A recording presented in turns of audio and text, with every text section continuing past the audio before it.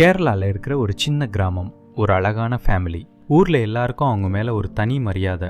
ஆனால் அந்த ஃபேமிலியில் 14 வருஷத்தில் அடுத்தடுத்து 6 பேர் இறந்து போனாங்க. ஆனால் யாருக்கும் ஒரு சந்தேகம் கூட வரல. ஏன்னு தெரியுமா? ஏன்னா எல்லா மரணமும் இயற்கையானதுன்னு நம்பினாங்க. ஆனால் எல்லாமே திட்டமிட்டு செஞ்ச கொலை. இந்த கொலைகாரி வேற யாரும் இல்லை, இந்த வீட்டோட மருமகள் தான். பேரு ஜாலி ஜோசப். பார்க்கறதுக்கு ஒரு ஏஞ்சல் மாதிரி. ரொம்ப பாசமானவங்க, அக்கறையானவங்க, எல்லார்ட்டையும் நல்லா பழகுவாங்க. காலையில் சர்ச்சுக்கு போகிறது, ஃபேமிலியை பார்த்துக்கிறது, பக்கத்து வீட்டுக்காரங்க கூட சிரிச்சு பேசுறதுன்னு ஒரு பர்ஃபெக்ட் மருமகளா எல்லாருக்கும் தெரிஞ்சவங்க தான் ஜோலி. ஆனால் இதே பொண்ணு தான் 14 வருஷத்துல சொந்த ஹஸ்பண்ட், மாமனார், மாமியார் உட்பட ஒரே ஃபேமிலியில 6 பேரை சைனைடு கொடுத்து கொன்ன ஒரு சீரியல் கில்லர்னு நியூஸ் வந்தப்போ மொத்த கேரளாவும் ஷாக் ஆகி நின்னுது. ஒரு புன்னகைக்கு பின்னாடி இவ்வளவு பெரிய புயலையா ஒருத்தரால மறைச்சு வைக்க முடியும்? ஒரு நார்மல் ஃபேமிலி பொண்ணு எப்படி இவ்வளவு கொடூரமான, புத்திசாலித்தனமான ஒரு கொலையாளியா மாறினாங்கன்னு போலீஸ் சந்தேகப்படுறாங்க. சொத்துக்காகவும் தன்னோட ஆசைகளை நிறைவேற்றிக்கவும் சொந்த குடும்பத்தையே அழிக்க துணிஞ்சதா சொல்லப்படுற ஜோலியோட மாஸ்டர் பிளானை வாங்க டீட்டெயிலா பார்க்கலாம். 1997 ஜோலிக்கும் பொன்னாமட்டம் ஃபேமிலியோட மூத்த பையன் ராய் தாமஸுக்கும் கல்யாணம் ஆகுது. கல்யாணத்துக்கு அப்புறம் ஜோலி அந்த வீட்டு மருமகளா காலடி எடுத்து வைக்கிறாங்க. ஹஸ்பண்ட் ராய் தாமஸ், மாமனார் டாம் தாமஸ், மாமியார் அன்னம்மா தாமஸ்னு அது ஒரு அழகான ஃபேமிலி. ஜோலி தான் ஒரு எம்காம் கிராஜுவேட்னு கோழிக்கோட்ல இருக்கிற நேஷனல் இன்ஸ்டிடியூட் ஆஃப் டெக்னாலஜி, அதாவது NITல ஒரு கெஸ்ட் லெக்சரரா வேலை பார்க்கறேன்னு த ஹஸ்பண்ட் வீட்டில் சொல்லியிருந்தாங்க.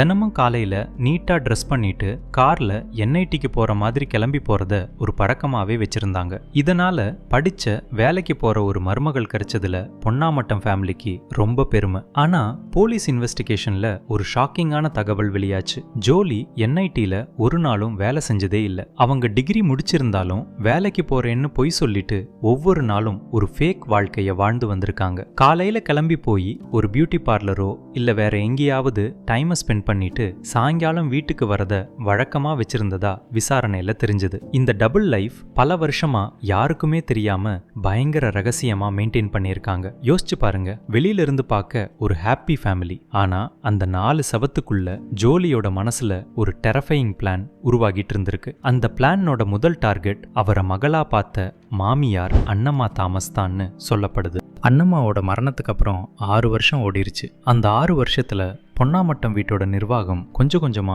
ஜோலியோட கண்ட்ரோலுக்கு வந்திருக்கு. ஆனா ரிட்டையர்ட் கவர்மெண்ட் எம்ப்ளாயியான அவங்க மாமனார் டாம் தாமஸ் தன்னோட ப்ராப்பர்ட்டியை 3 பிள்ளைகளுக்கும் சமமா பிரிச்சு கொடுக்கணும்னு ஆசைப்பட்டாரு. ஆனா ஜோலியோட பிளான் வேற மாதிரி இருந்ததா போலீஸ் குற்றம் சாட்டுறாங்க. அப்போதான் தன் ஹஸ்பண்ட் ராய் தாமஸுக்கே தெரியாம ஒரு ஃபேக் உயில ஜோலி ரெடி பண்ணதா போலீஸ் சொல்றாங்க. அந்த உயில் படி டாம் தாமஸோட பெரும்பாலான ப்ராப்பர்ட்டி ராய் தாமஸுக்கும் அது மூலமா தனக்கும் கிடைக்கிற மாதிரி ஏற்பாடு செஞ்சிருந்ததா குற்றம் சாட்டப்படுது. ஆனா இந்த பிளானுக்கு டாம் தாமஸ் தடையா இருந்தாரு.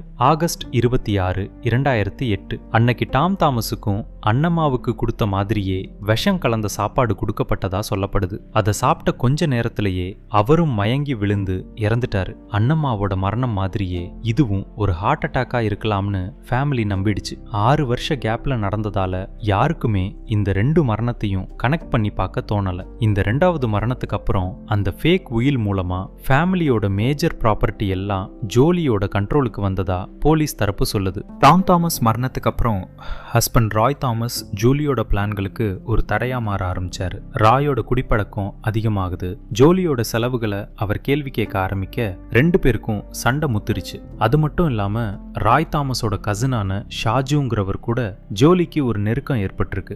ஷாஜு கூட ஒரு புது லைஃபை தொடங்கணும்னு ஜோலிக்கு ஆசை வந்ததா சொல்லப்படுது. செப்டம்பர் 30, 2011 அன்னைக்கு ராத்திரி ராய் தாமஸ் சாப்பிட்டதுக்கு அப்புறம் பாத்ரூம்ல இறந்து கிடந்தாரு. பாத்ரூம் கதவு உள்ள லாக் பண்ணியிருந்ததால அவர் கடன் தொல்லையால தற்கொலை பண்ணிக்கிட்டதா ஜோலி ஒரு கதைய சொன்னாங்க. ஆனா இந்த முறை ராயோட மாமா மேத்யூ மமஞ்சாடியலுக்கு டவுட் அதிகமாயிடுச்சு. அவர் கண்டிப்பா போஸ்ட்மார்டம் பண்ணியே ஆகணும்னு ஒரே பிடியா நின்னாரு. போஸ்ட்மார்டம் ரிப்போர்ட் வருது and it was a shock. Roy Thomas உடம்புல சைனைடு இருந்தது கன்ஃபார்ம் ஆகுது. இது ஒரு கொலைன்னு நிரூபிக்கிற முதல் ஃபாரன்சிக் எவிடன்ஸ். ஆனா ஜோலி ராய் கடன் தொல்லையால சைனைடு குடிச்சு தற்கொலை பண்ணிக்கிட்டதா சொல்லி போலீஸையும் ஃபேமிலியும் நம்ப நம்ப வச்சதா சொல்லப்படுது. ஜோலி சொன்ன சூசைட் கதையை நம்பி போலீஸும் அந்த கேஸை சூசைடுன்னு அப்போதைக்கு க்ளோஸ் பண்ணிட்டாங்க. ஆனா ராயோட மாமா மேத்யூ மஞ்சாரியலுக்கு மட்டும் இது சூசைடுன்னு ஏத்துக்கவே முடியல. அவர் ஜோலியோட நடவடிக்கைகள் மேல தொடர்ந்து கேள்வி கேட்டுட்டே இருந்ததா சொல்லப்படுது. மேத்யூ உயிரோட இருந்தா என்னைக்காவது ஒரு நாள் தன்னோட குற்றங்கள் வெளியே வந்துடும்னு ஜோலி பயந்ததா போலீஸ் நினைக்கிறாங்க. தன்னோட பிளான்களுக்கு தடையா இருக்கிற மேத்யூவை தீர்த்து கட்ட அவங்க முடிவு செஞ்சதா குற்றம் சாட்டப்படுது. பிப்ரவரி 24, 2014 அன்னைக்கு மேத்யூ தனியா இருந்தப்போ ஜோலி அவருக்கு விஷம் கலந்த சரக்கு கொடுத்ததா சொல்லப்படுது. அதை குடிச்ச மேத்யூ கொஞ்ச நேரத்திலேயே மயங்கி விழுந்து இறந்துட்டாரு. மேத்யூக்கு குடிக்கிற பழக்கம் இருந்ததால ஓவர் டோஸ்ல ஹார்ட் அட்டாக் வந்து இறந்துட்டாருன்னு எல்லாரும் ஈஸியா நம்பிட்டாங்க. ராயோட மரணத்துல சந்தேகம் கேட்ட ஒரே ஒரு ஸ்ட்ராங் வாய்ஸும் இப்போ சைலண்ட் ஆயிடுச்சு.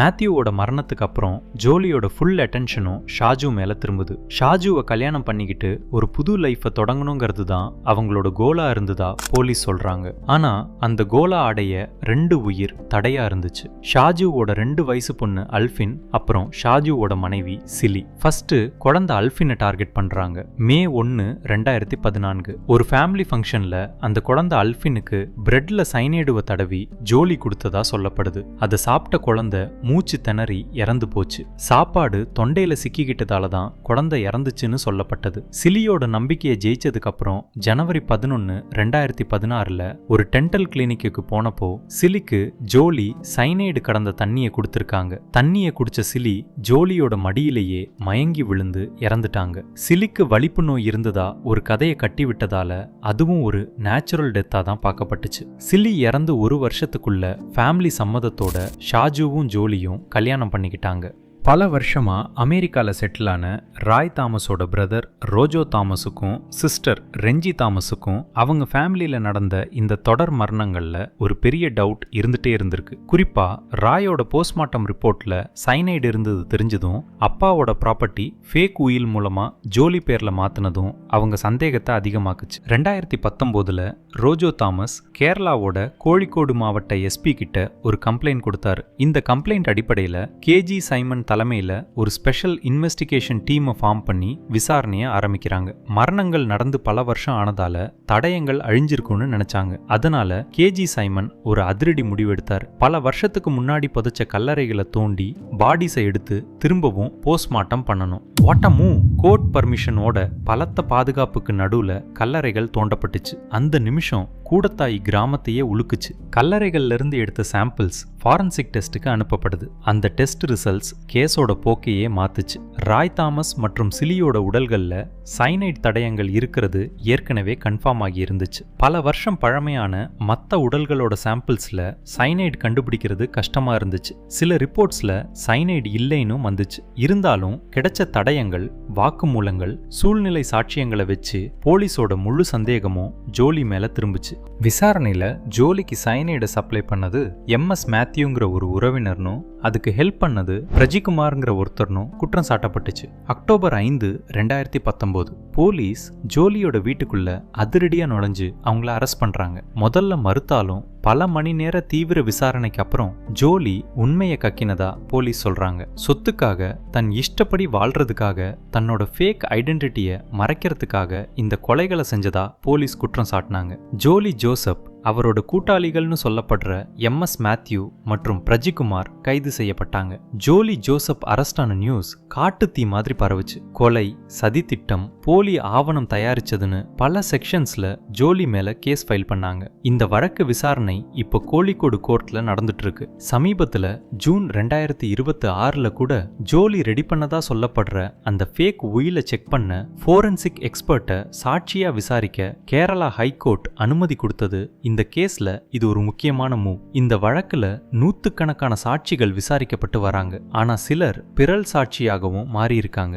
ஜோலி இப்போ ஜுடிஷியல் கஸ்டடியில ஜெயில்ல இருக்காங்க. குற்றங்கள் நிரூபிக்கப்பட்டா அவங்களுக்கு கடுமையான தண்டனை கிடைக்க வாய்ப்பு இருக்கு. இந்த சம்பவம் சஷால ஒரு பெரிய தாக்கத்தை ஏற்படுத்துச்சு. இதை வச்சு நெட்ஃபிளிக்ஸ்ல curry and cyanide the Jolly Joseph கேஸ்னு ஒரு டாக்குமெண்ட்ரியே ரிலீஸ் ஆச்சு. அது மட்டும் இல்லாம இந்த சம்பவத்தை அடிப்படையா வச்சு அனலிங்கிற பேர்ல ஒரு வெப் சீரிஸும் ரெடி ஆகிட்டு இருக்கு. இந்த கேஸோட சிக்கலான தன்மையும் மனுஷ மனசோட டார்க் சைடும் இது வெளிச்சம் போட்டு காட்டுது. ஜோலி ஜோசப் இந்த பேர் இன்னைக்கு கேரளால மட்டும் இல்ல, இந்தியா முழுசும் ஒரு பயங்கரத்தோட சிம்பலா மாறிடுச்சு. ஒரு புன்னகைக்கு பின்னாடி இவ்வளவு பெரிய வஞ்சகத்தையும் விஷத்தையும் மறைச்சு வைக்க முடியும்னு இந்த குற்றச்சாட்டுகள் நமக்கு உணர்த்திருக்கு. 14 வருஷம் 6 மரணங்கள் ஒரே ஃபேமிலி. இது வெறும் ஒரு கிரைம் ஸ்டோரி மட்டும் இல்ல, இது நம்பிக்கை துரோகத்தோட உச்சம்னு சொல்லப்படுது. தன்னோட ஆசைக்காகவும் பொய்களை மறைக்கவும் ஒரு ஃபேமிலியையே பலி கொடுத்ததா சொல்லப்படுற ஒரு பொண்ணோட இந்த ஸ்டோரி நம்மளை சுத்தி இருக்கிற மனுஷங்களோட உண்மையான முகம் என்னவா இருக்கும்னு ஒரு பயமுறுத்துற கேள்வியை எழுப்புது.